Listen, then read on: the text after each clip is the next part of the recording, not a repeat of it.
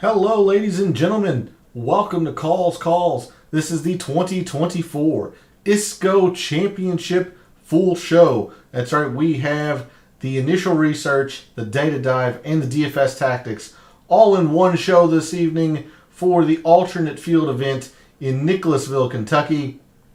We obviously have a lot to get into, trying to cover condense three shows into one. Should be pretty exciting. I always enjoy covering these alternate field events. So let's get right into it, shall we? All statistics provided tonight and every night are from fantasynational.com. It is the best golf analytic tool out there for your money. It is going to make you a much smarter golf gambler and a much better golf DFS player. Go check out fantasynational.com. You will not regret it. In the description of the video, there are links to all of the social media. First off, my X and Instagram, where earlier today I posted some research around the ISCO Championship, the pattern that the former winners share in the past 5 years, and the players in the field this week who fit that criteria. So if you want to see the weekly research that I do on the PGA Tour, then give me a follow at your preferred social media site. X is also where I place my weekly betting cards and my top player usage in the DFS contests I play. That's going to be coming out Wednesday evening after the DFS Tactics show. Of course, with a double tournament week, we're going to have a lot to fill you in with and provide you in terms of my betting card and players that I'm using in my DFS contests. So if you want to see those pieces of information, give me a follow over at X. And then the last thing for social media, Gabe's handle is in the description. He writes a very good article called The Fringe. It's a great way to start your week of preparation, and he continues to update you throughout the week with his own version of course history, recent form, and all of that.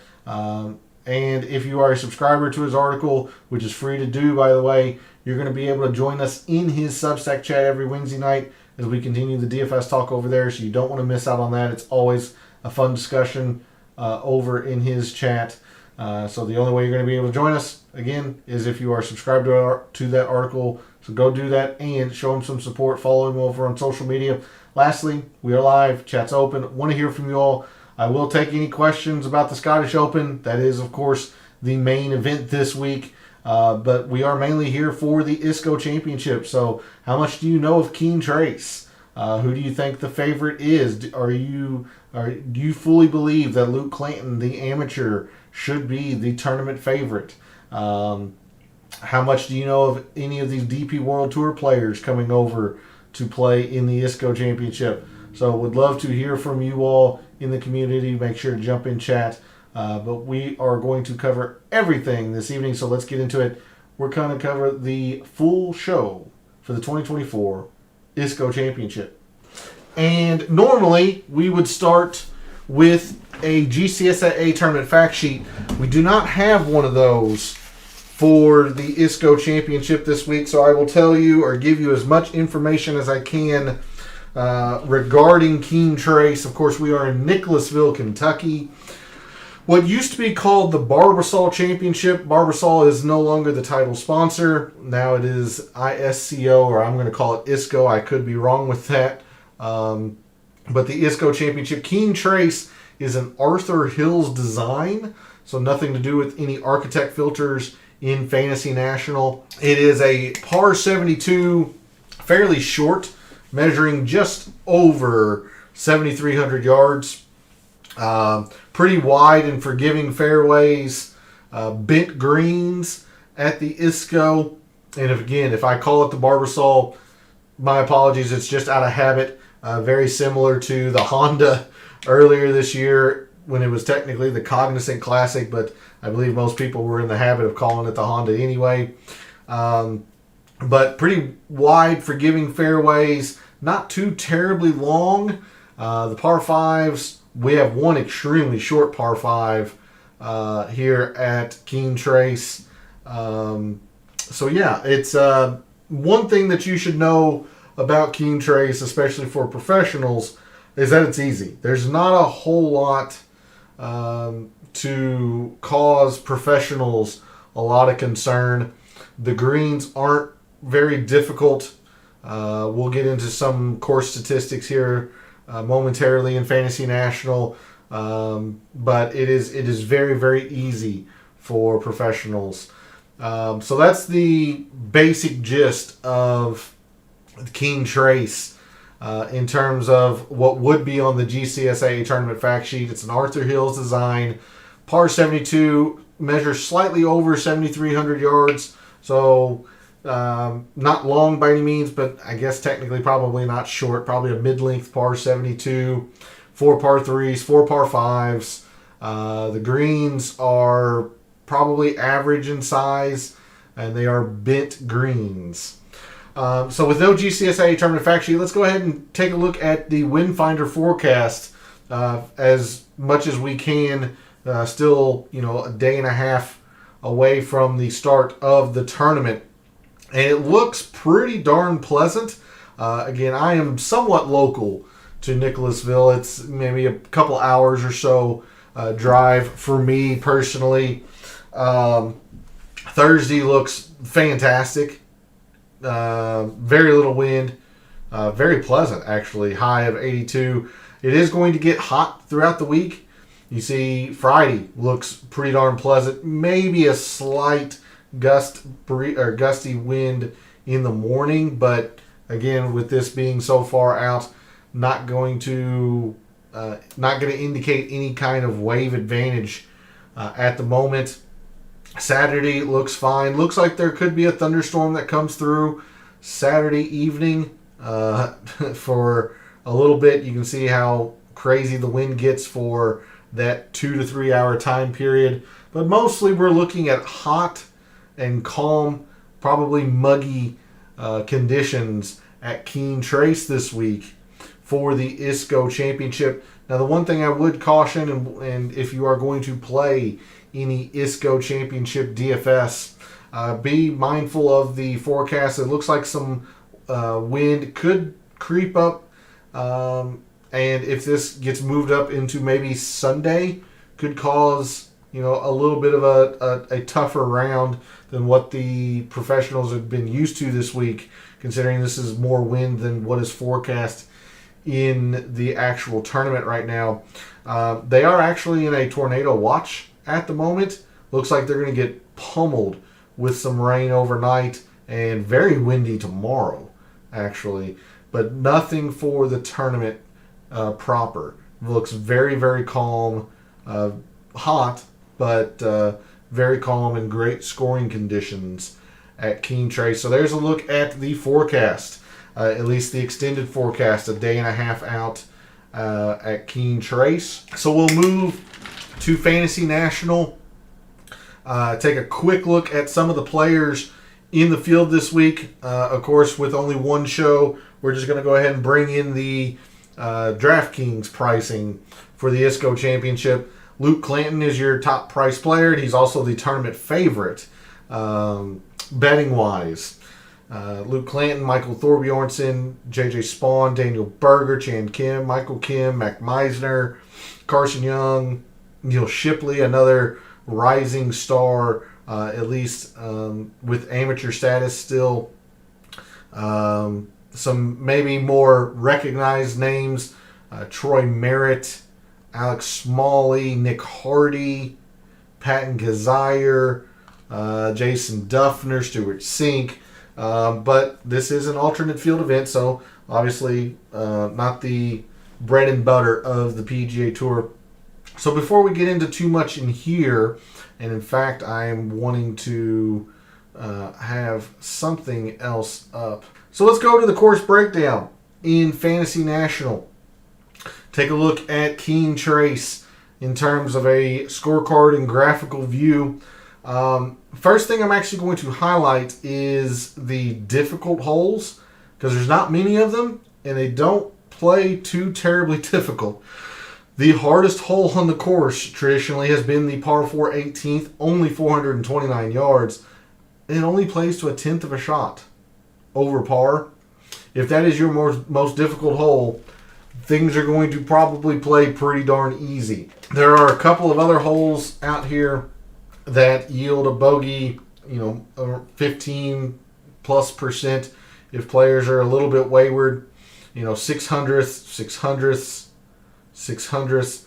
The closing stretch at Keene Trace is the most difficult portion of the course, save for one hole. But really nothing in terms of extremely difficult. Quite the opposite. In fact, if we look at these par fives, we have a 6.5 eagle rate, 3.5, 3%, and a 7.5% eagle rate on the par 5 15th. Only 516 yards on the scorecard. Just a very, very easy hole for professionals. Plays to 3/4 of a shot under par, 4/10, almost 2/3 of a shot under par. We even have a couple of par fours that are decently easy. The opening hole plays to 2/10 of a shot under par, very short, not drivable, but short par 4, 392 yards. A par 3 that plays under par. So plenty of scoring opportunities around Keene Trace for professionals. Any length in the course is actually probably in these par 3s. We have a 187 kind of mid-length. We do have 2 par 3s over 200 yards. A couple of the harder holes on the golf course, 205, 209, 191. So the par 3s are fairly long, most challenging holes on the golf course, but again, very short par 5 here.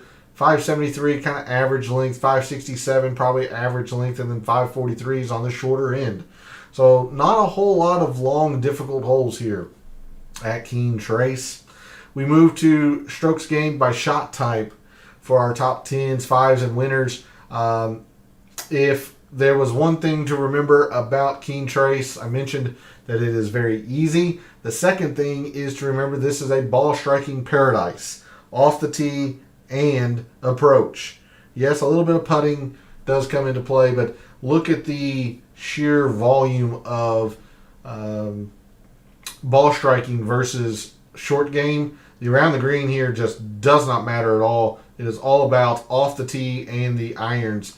There's a look at your top 10s, top 5s, much more the same. Around the green a little bit higher here, but still dominated by the iron play and the off the tee. And then for your winners, as you would expect, you're making some putts here, but still almost one per off the tee and approach. And this is a huge number in this off the tee. Almost 1 stroke per round gained by our winners in off the tee. Massive amounts of off the tee here at Keene Trace. So we're definitely going to have a lot of focus on that for tonight and this week at the ISCO. We move to strokes gained by hole by par. As you would expect, par 5s dominating here. Par 5s, then par 4s, and then par 3s. Moves with our top 5s. Our par 4s almost catch the par 5s. It's kind of interesting to note. And then for our winners, the most interesting facet, the par 3s are actually negative for the winners. It's not to say that the par 3s aren't anything at all, but this just highlights that you just got to take advantage of these par 5s and these scoreable par 4s here at the ISCO. Par 3s really just kind of are very, very mitigated. I can't say they don't matter because they do, but very mitigated. It's all about our par 4s and par 5s. We move to hole composition. The 4 par 3s are evenly split between under and over 200, 2 under 200 yards, 2 just over 200 yards, 205, 209, 191, and 178, I think was the other one. 187. Dyslexic, apparently. But yeah, so there's a look at your par 3 hole compositions. We do have a short, non-drivable, but short par 4, the opening hole, 392. Majority of our par 4s measure 400 to 450, and then 4 of them from 450 to 500. Our par 5s, 2 very short par 5s, 2 mid-length par 5s here at Keene Trace. Approach shot distribution, pretty even across a lot of these longer approach shots. only because all of these par 5s are getting attacked in 2. That's what's bumping up the 200 plus. And then there are a few 175 to 200 approach shots just due to the fact that we have a few par 4s over 450 yards. And in fact, this very short par 5 could yield a 175 to 200 approach shot as well. But plenty of wedges in hands as well with some shorter par 4s. Just an even amount of distribution across our approach shot lengths here. So nothing stands out, at least initially to me. Highlighting the ease of Keen Trace. The cut line has been -3 3 of the 4 years. The 1 year it wasn't, actually went lower. It went to -4. So it's just very, very easy. Very easy here around Keen Trace. Highlighted again by the number of rounds or number of scores under par, almost 25% birdies versus 11.5 bogeys. This Eagles bar is actually pretty darn high, almost a 2%. Doubles just slightly higher than the Eagles. So clearly you stack the scores that are under par against the scores that are over par. There's many, many scoring opportunities here. Driving accuracy slightly less than the tour average. As we'll note throughout this evening, players aren't really concerned about being in the rough so long as they are not so wayward that they are blocked out by trees. And these trees are pushed away from the fairways. Again, wide, generous fairways generally around Keen Trace.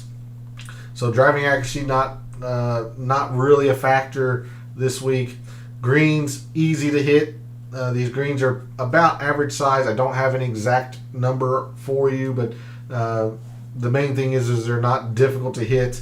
Scrambling is easy around here, and you see that the players aren't really concerned about being in the rough so long as they are not so far offline. Distance here quite a bit longer than the average tour event, so players just know it's bomb city here at Keen Trace. So there's a look at Keen Trace in terms of a scorecard and graphical view.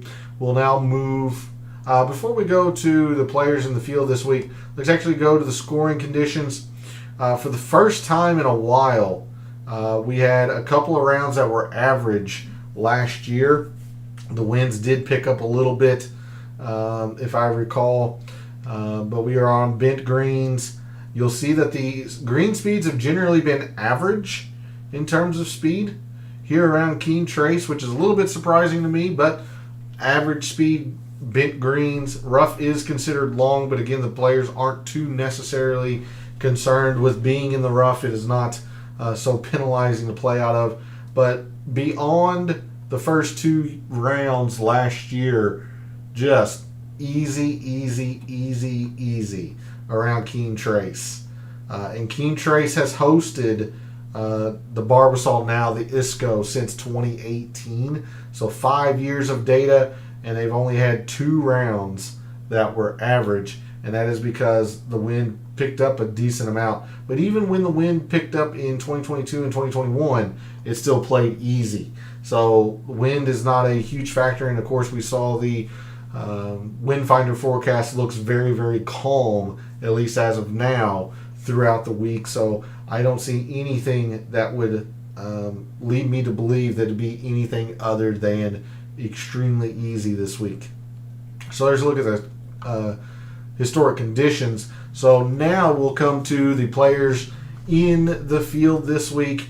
Again, just looking at scoring, easy relative to par. I do not see anything that would lead me to believe that it will be anything other than that.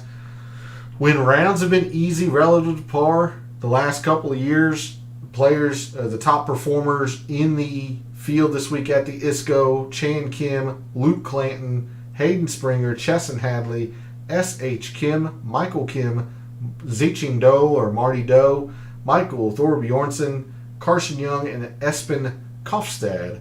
One of the DP World Tour players coming over and playing this week at the ISCO. You'll note that he only has 3 rounds. It is from the Barbasol 2 years ago. But he played very, very well. Some others here, Vincent Whaley, Adrian Sadier, who also played the Barbasol last year to a 3rd place finish. Kevin Chappell, Dylan Wu, Tyler Duncan, Sam Ryder, Ben Silverman. So here's some players to probably think about as we move through this evening and into tomorrow when you start making lineups. These players have generally played the best when rounds have been easy. Keeping that easy relative to par filter on, let's take a look at off the tee. Our top off the tee players when rounds have been easy relative to par: Cam Champ, Kevin Doherty, Tyler Duncan, MJ Duffy, Luke Clanton. Only 5 rounds, but I think he has shown that he is going to be a signature on the PGA Tour. The kid looks like he's got a lot of game. Callum Tarrant, Toasty, Smalley, Steven Stallings, and Hayden Buckley. There's your top 10 in terms of off the tee when rounds have been easy. Definitely do not want to ignore the approach. So we will bring this into the last 24 rounds. Your top approach players in the field this week at the ISCO: Luke Clanton, David Skins, Joel Damon, Chan Kim, Troy Merritt, Kelly Craft, Dylan Wu, Daniel Berger, Michael Kim, and JJ Spawn. There's your top 10 in terms of irons in the past 24 rounds. And then lastly, we don't want to ignore the putting. It won't have as much of a factor as we've seen the past couple of weeks at the Rocket Mortgage, at the John Deere. Won't have as much of a factor, I don't think, as the Scottish Open this week. But definitely going to be looking at bent. And if we look at the historic conditions, all but 1 round has been average speed here at Keen Trace. I'm just going to tell you, I looked at bent earlier today to make the mixed condition model, but I think it's safe to say you could probably look at average speed bent greens. It's just a very small sample size in the past 2 years. That's why I went with bent in general. But if you want to be specific, your top putters on average speed bent greens the past couple of years: Adam Long, Saying You'll Know, Brandon Wu, Chad Ramey, Harrison Endicott, Robbie Shelton, Camille Villegas, Parker Cootie, JJ Spawn, and Justin Suh. Those are your top 10 on specifically average speed bent greens, but there's just not a whole lot of data here. That's why I'm also going to show you bent in general. Hey, good evening, Pete. Thanks for jumping in chat. Much appreciated for the alternate field event this week down in Nicholasville. Hope you've had a good day. I saw you a little bit last night in chat. Hope to see you tomorrow for the Scottish DFS Tactics, but hopefully you've had a good day. Thanks again for jumping in chat. I always enjoy these alternate field events because if you're willing to put in the time and the hard work, you can find some gems, especially in the outright market. You can really find some good values generally because these type of tournaments generally get ignored. I've actually hit this tournament a couple times in the past. Seamus Power, when he won here 3 years ago, I had him.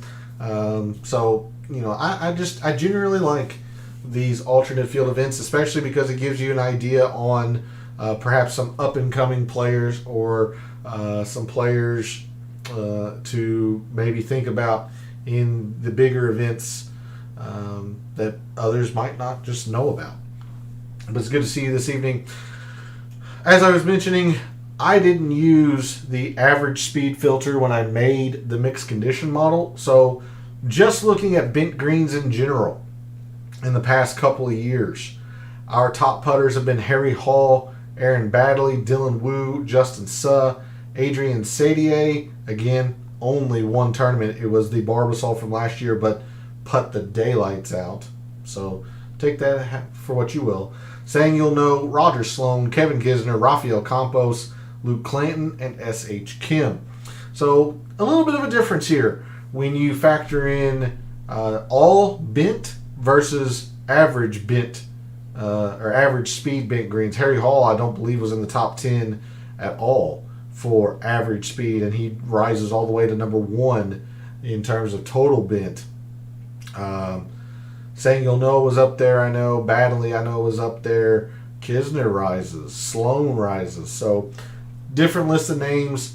If you want to be exact, I would look at the average speed filter in Fantasy National, but I just don't feel that there's enough data there to justify it. That's why I only looked at bent. Kisner back from the dead. I forgot about that guy. He's still lingering around. I think his best days are clearly behind him. And the way the tour has gotten, particularly younger and longer, neither of those things work in Kevin Kisner's favor. But if there were a course for him, this might be it, because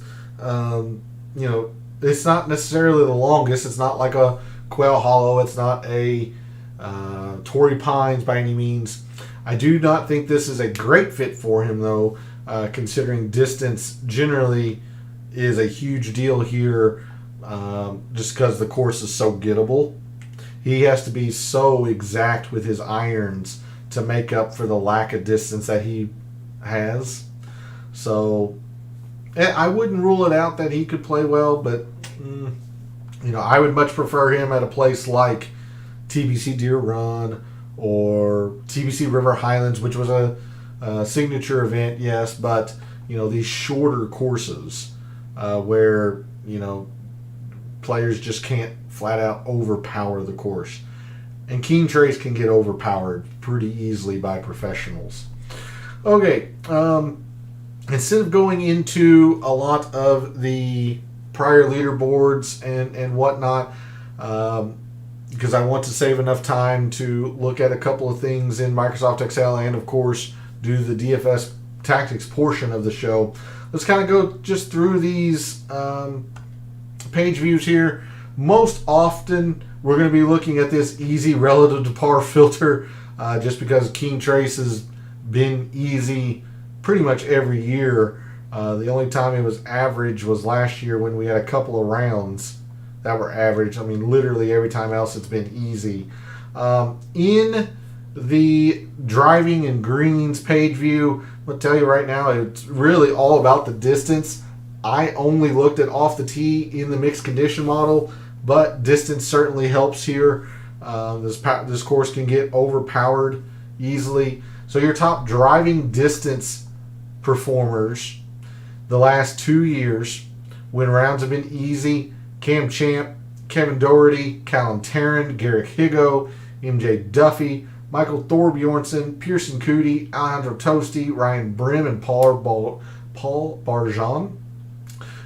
Close mirroring to off the tee, and you see none of these players are particularly adept at fairways. They just bomb. Greens are not difficult to hit here, so I don't think greens is a worthwhile thing to look at. Good drives, again, the players aren't necessarily worried about being in the rough so long as their drive isn't Nick Wayward.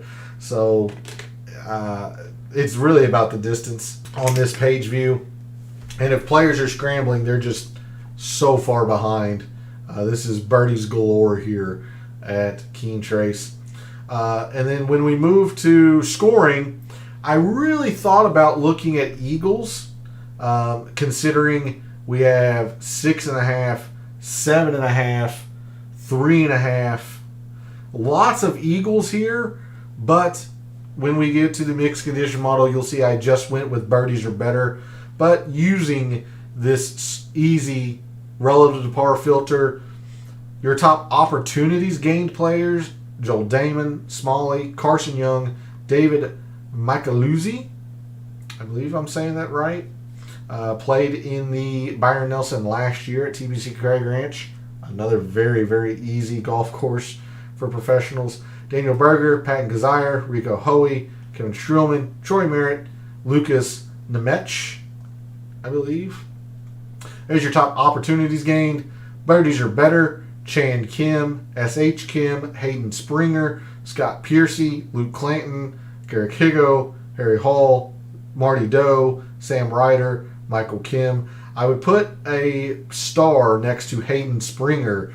He's the player that has a ton of birdies and a ton of eagles, especially when it's easy. So I would really highlight him. Everyone else is mainly in the birdies, as you see. Carson Young is getting a few eagles as well, 22nd. Everyone else is more middling to all in the birdies. But Hayden Springer, Carson Young, Rafael Campos perhaps, 31st in birdies but second in eagles. Some players to maybe think about, considering eagles are so prevalent here at Keen Trace. But all in the opportunities and the birdies are better. I will go to proximity, and it'll make sense once we go to the data in Microsoft Excel, but there is one proximity that I am generally looking at this week, and it's the 175 to 200. Again, when we went to the approach shot distribution, we look at in relation to the average tour event, look how many more 175 to 200 shots there are here, and the par 3s are generally 175 to 200. Even though it only says that 2 of the 4 fall into that range, the other par 3s, 209, 205, you can easily see those when they move tees and pins around, that would fall under 200. So your top proximity players from 175 to 200, let's see, in the past 24 rounds, just bring this in more narrow view, just who's been really good at that range lately. Your top 175 to 200 players in that regard: Nick Hardy, Eduardo Molinari. It's only 2 rounds from the U.S. Open, but was very good from that range. As you see, missed the cut, but was good from that range. Troy Merritt, Ryan Moore, Dylan Wu, Ben Silverman, Tom Whitney, Kevin Doherty, Tyson Alexander, Austin Cook. We're going to skip par 3s. We're going to look at par 4s slightly, but I'm going to tell you right now that we're going to want to look at 2 specific ranges. It's in the 400 to 450 and the 450 to 5. So probably put a star next to Michael Thorbjornsen, 2nd and 11th. Put a star next to Luke Clanton, 5th and 2nd. Joel Damon, 8th and 25th. Even Tommy Gainey, 12th and 24th is solid. And then if we look at the 450 to 5, again, Clanton, Trace Crow, 24th and 5th. It's fairly solid. There's Thorbjornsen again. Maybe Kevin Tway, maybe Daniel Berger. Joel Damon again. Tommy Gainey. So put a star next to those 2 or those players, as it's mainly these 2 ranges that we want to look at here: the 400 to 450 and the 450 to 5. And then in terms of par 5s, it is we're going to look at all of them, because even that short par 5, 516, does fall under 500 sometimes. So your top par 5 performers: Hayden Springer, Rico Hoey, S.H. Kim, Kevin Doherty, Joe Highsmith, Harry Hall, Sean O'Hare, Clanton, Piercy, and Tom Whitney. All right, I'm going to bring us back to strokes gained. We're going to check some detailed data here fairly quickly on the ISCO. I know it's still labeled the Barbasol in my spreadsheet. I'll update that after the year. But we take a look at some detailed data around Keen Trace. Again, just the emphasis in the ball striking. This off the tee number is astronomical. Almost 2 for the top players year over year here. If we compare that to the average full field course, 56% more important than the average full field course on the PGA Tour. It's just a ball striking paradise. You can just see that right there. 56%, 26%, all about ball striking and really off the tee. Although it should come as no surprise, especially if you followed me for any length of time, I put more emphasis in the irons. But, I mean, off the tee is such a big proponent here due to the fact that players just know they have to score well, and they generally take driver. These fairways are generous. It's bombs away here. You can see just massive numbers here in the ball striking. The putting's okay. We did take a look at putting in the mixed condition model, but not as much. Moving to distance, fairways, greens. Distance has slowly been gaining year over year. So I didn't want to put a whole lot of emphasis into that. Instead, I just looked at off the tee because this number is so daggone high. But I would definitely lean towards the distance aspect, especially since in relation to the distance going up in importance each year, the fairways have gone down in importance each year. This good drives gain number is fairly high, but again, these greens are pretty easy to hit, so I don't want to put a whole lot of emphasis into that. This greens number is kind of mediocre. This is a very, very easy course. This is one of the highest eagles number. The Wyndham also has some lots of eagles around it. But this is a pretty big eagles number. More than one full shot in birdies. So it's all about just going low. Just go low. Eagles and birdies. And we'll see that in the mixed condition model. Moving to par 3s, 4s, and 5s. This is kind of the reason why I wanted to highlight the 175 to 200 procs. Is that this range of par 3 is the most important. I just don't feel like par 3s are all that important to look at anyway. Considering our winners the past 4 or 5 years have been negative at the par 3s, I just wanted to emphasize the 4s, the 5s, and birdies and such. So no par 3s in the mixed condition model, but I did want to highlight the 175 to 200, and that's why we looked at that procs length. Looking at par 4s, this is why I put all of it in these two ranges. Especially last year it played to that. 2 years ago it played to that. Or 3 years ago it played to that. Looks like 2022 might have been a slight outlier. At least that's what I'm going with. So mostly in the 400 to 450, no doubt about that. Mostly in the 400 to 450. These par 4s have been very, very consistent, which I like as a statistician and data analyst. These par 4s have been very consistent in the amounts of importance. And then for the par 5s, this is why we looked at them all, because they have played that short par 5 shorter, like less than 500 yards the past couple of years, at least one of the days.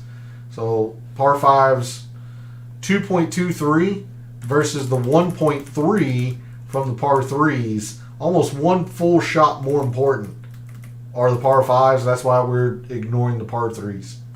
And then lastly, total procs might be a thing, but that's why I went with opportunities. Instead, this 175 to 200 number is extremely large, especially considering this seems like an outlier. So if you remove that, I mean, it's a big number over here. 175%. I mean, that's rather goofy looking, admittedly, but I'm willing to trust that 2 of the 3 years that length mattered, and then 2022 just kind of seems like it was weird, especially since the proximity that year was also really low. So there's some detailed look around Keen Trace and the stats and metrics that seem to play the best around here. Before we get to the DFS Tactics portion, I do want to cover a little bit of the research that I did today for the ISCO Championship. So the first thing I'll cover with you all, we'll take a look at the winner matrix. This is performance at Keen Trace before a player has won. And only one player had even seen the course before he won. It was Seamus Power. He had played very, very well here top 20, middling, 34th, and then wins. Literally every other single player has won the first time they came to Keen Trace. So prior course performance matters not at all. I've given it the very bare minimum amount of weight in my rankings. Just does not matter at all. Do not be afraid of a player if they have not played well here. But you don't want to discredit the players who traditionally play well here year over year either. That's why I gave it a small percentage, because there are people or players like Seamus Power who generally just kind of played it well before they won. So apologies, this is just an OCD thing on my end. So there's a look at the winner matrix. Not a whole lot to cover there. Let's take a look at some form of the winners coming into the ISCO Championship. You see that our past 4 winners gained off the tee in their previous event, and 4 of the 5 also gained in putting their previous event. And notice the John Deere is also pure bent. Now the Rocket Mortgage is bent in Poa annua, but the John Deere is pure bent. Look, every single one of those players also gained putting on that. So take a look at the John Deere last week. If players played the John Deere and they putt well, that at least gives you an idea that they are doing fine on bent grass greens, which is what these are. They also gained in driving distance. I did not label that over on social media, but 4 of the 5 also gained in distance their previous event. So off the tee, a big factor. Putting is not going to be nearly as big of a factor, but do note that these players did gain on these bent greens before coming to the ISCO and winning. And then if you look at form, this is a little bit shocking, but these players are actually in some kind of form coming into the ISCO Championship. I almost called it the Barbasol. We take a look at Vincent Norman last year. Since the Masters last year, he had a top 20, he had a top 10, he also had another top 25. So he had some decent form, even if the most recent results weren't great. We take a look at 2022 and Trey Mullinax. He even had a top 25 after the Masters before the ISCO. Seamus Power was on a roll. 5 straight top 20s. 3 of them top 10s. Now the outlier in this sample is Jim Herman. He had very little form coming in and then wins the ISCO or the Barbasol. But even in 2018, Troy Merritt had a couple of top 20s, including a top 15. So players had some kind of form coming into the Barbasol, even as an alternate field event. So I definitely put some patterns out over on social media earlier today, or over on X specifically. So if you want to see that and the players that fit that criteria that we just talked about, go check that out over on social media. But I wanted to make sure I gave you all those pieces of information before we move to the DFS Tactics portion of the show. Let's go ahead and talk about the mixed condition model here very, very quickly. Spent a lot of time this evening talking about ball striking. So 15% off the tee when rounds are easy, 20% in approach. Just a whole lot of ball striking, which is what Keen Trace demands. You can absolutely argue that these could be flipped. Put 20% off the tee and 15% in approach. I would not argue with you on that. I just prefer approach players as opposed to off the tee. But really the emphasis here is the ball striking. Didn't want to ignore putting, so I only have 5%. Again, I gave you the reasons why I did not filter on the average speed bent greens. But I just looked at bent in total. So 5% bent putting, 10% in opportunities gained, 15% in birdies or better gained when rounds are easy on both of those. You could even justify looking at eagles when rounds are easy, because there are so many eagle opportunities. But that's why I bumped up the par 5s down here. I also talked about the 175 to 200. That is the most important range of par 3. We do have a few fairly longer par 4s, so I do think the 175 to 200 par proximity is going to be the most important. So 175 to 200 procs, only 5%. This is kind of a Nick angle, or a tangent, if you will. This is my angle of attack this week. This 5%, you could argue, could go in a few different places. 10% in the par 4s, 400 to 450. 5% in the 450 to 500 par 4s. And then 15% in all par 5s, although I would really kind of focus that on the range of 500 to 600, but 15% in all par 5s. So there's a look at that mixed condition model.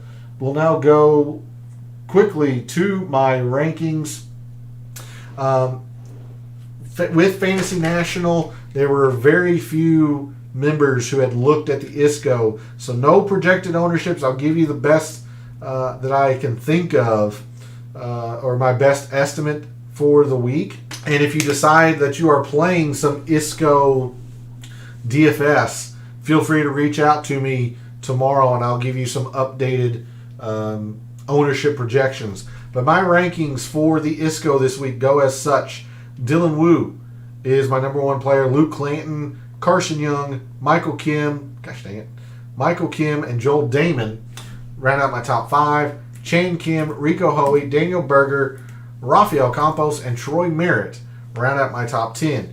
You can see just how much that I do not factor in the course value of these players who have not played at all. It's been given the bare minimum to me. Do not mind. I just want to see who has been basically ball striking it well and who will go low, essentially, with some par 5s.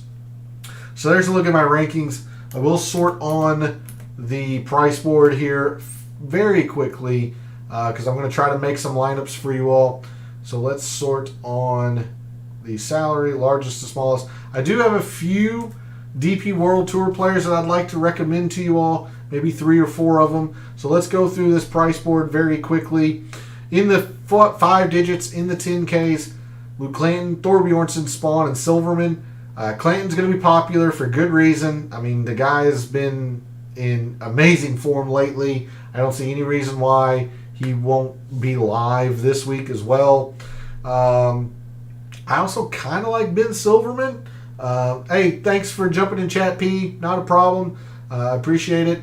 Good luck this week if you're playing any ISCO Championship DFS, and I hope to see you tomorrow night for the Scottish Open. But thanks for tuning in this evening. It's always appreciated. I think in the 5 digits, in the 10Ks, I think my preferred players are Clanton and probably Silverman. Thorbjornsen's kind of interesting as well. I'm just not as high on Spawn as it might seem per the rankings. Scottish, I'll wear my skirt tomorrow. Nobody wants to see me in that. Nobody wants to hear me try to play bagpipes. Not that I could anyway. But yes, I hope to see you tomorrow night for the Scottish. So, yeah, I'm going to go with Luke Clanton. I imagine he'll be popular. I'm hoping Ben Silverman kind of gets forgotten. Now, he needs to be better in the par 5s for sure. But I do kind of like Ben Silverman here. So there's a look at the 10Ks. We'll go to the 9s. I like Chan Kim anytime it's easy. Number 1 birdie or better game player when rounds are easy. Love that about him.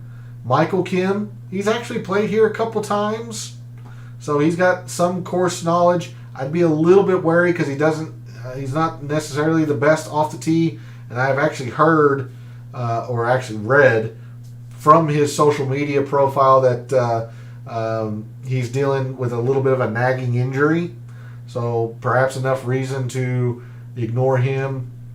Love Carson Young. He generally pops on a lot of my models.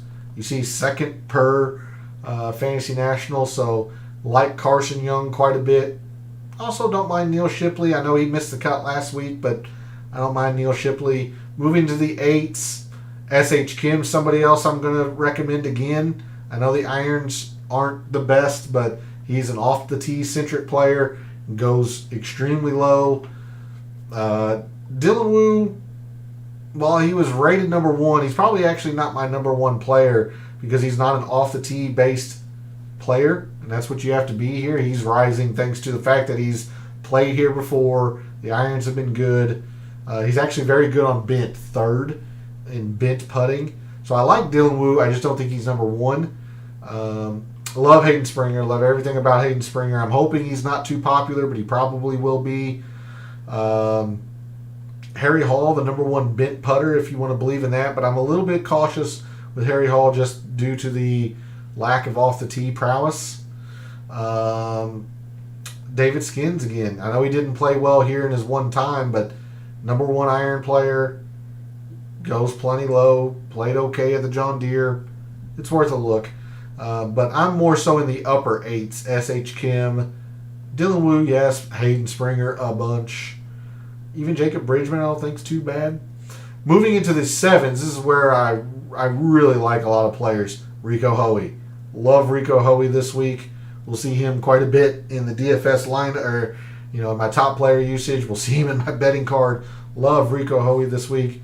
Troy Merritt, former champion here in the inaugural year that the Keen Trace hosted the Barbasol, now the ISCO. Won in 2018. Got to think about Troy Merritt, like him. Smalley rated out well. I was really disappointed with his performance last week. The metrics say you can come back to him. I'll probably have him a time or two, but not terribly excited. I do like Nick Hardy quite a bit. I don't know how popular he'll be, but I do like Nick Hardy quite a bit. Pearson Cootie. I want to highlight Pearson Cootie. Really like him. Off the tee. Goes low. Good putter, especially on bent. So be aware of Pearson Cootie. If you really want to lean into the distance aspect, you can think about Cameron Champ. But, the irons are very unserious. So, moving down into the lower 7s, Trace Crow is somebody to think about. A lot of people like Trace Crow. I'm not there on him, but I know a lot of people seem to like him. Does take advantage of par 5s, so I figure I'd mention it. I'm not necessarily as there with him. I do want to highlight Kevin Doherty.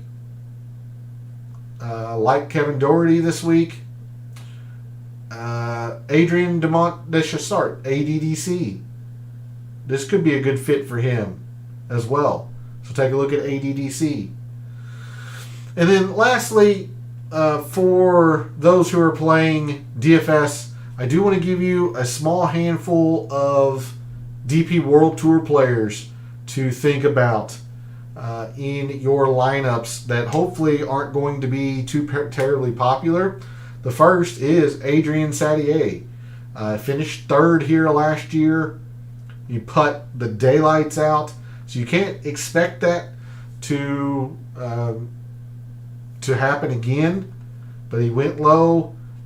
I'm not terribly worried about the off the tee, but yeah, he put the daylights out, so maybe not be as high on him, but I do want to highlight him considering he finished 3rd here last year.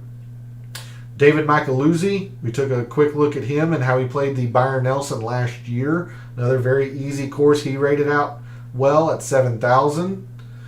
The DP World Tour player I'm going to be highest on, and if he doesn't play well, I'll lose, is Marcus Kinhult. You see, he drove it well. He got plenty of birdies. He actually just didn't putt well at all. So if that putting is, anywhere field average, he's going to have a very good tournament. All other things staying the same. So I'm going to be overweight on Marcus Kinhult, hoping he's going to be unique. That's where I'm going to gain a lot, I think, on my fellow contestants in ISCO DFS. I really like Marcus Kinhult. A couple other players here. Take a look at Will Gordon. I like Will Gordon quite a bit in the 6Ks this week. I know he's not a DP World Tour player, but a 6K play. You can think about Will Gordon.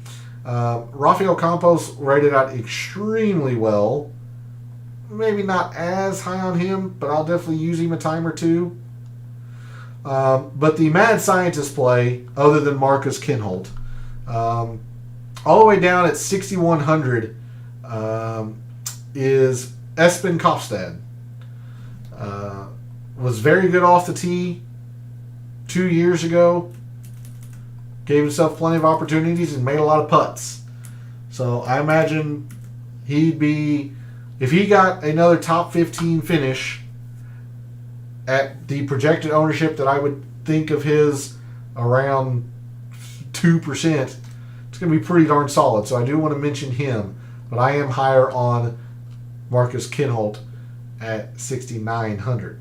All right, let's make a couple lineups here very quickly. Again, with no projected ownerships, hard to imagine or narrow down our chalky lineups that we're trying to build away from. There are a few 6K plays that I just gave that we can afford to do a Stars and Scrubs if you are willing to go into the 6Ks in an alternate field event. And with that, let's go with Luke Clanton. I mean, number 2 in my rankings, number 1 purely by the metrics. The guy's been fantastic, especially recently. So no reason not to fully believe in Luke Clanton. This would be Marcus Kinholt for me. Depending on how greedy you want to get, you can maybe go down to Espen Kofstad at 6,100. But instead, let's go with a more known commodity at 6,800 and Will Gordon. Great with the approach, great off the tee. It's just the putter. So let's go with the known commodity of Will Gordon in this lineup, and we're going to have plenty of room to maneuver here with an average of 8,000 per player left here.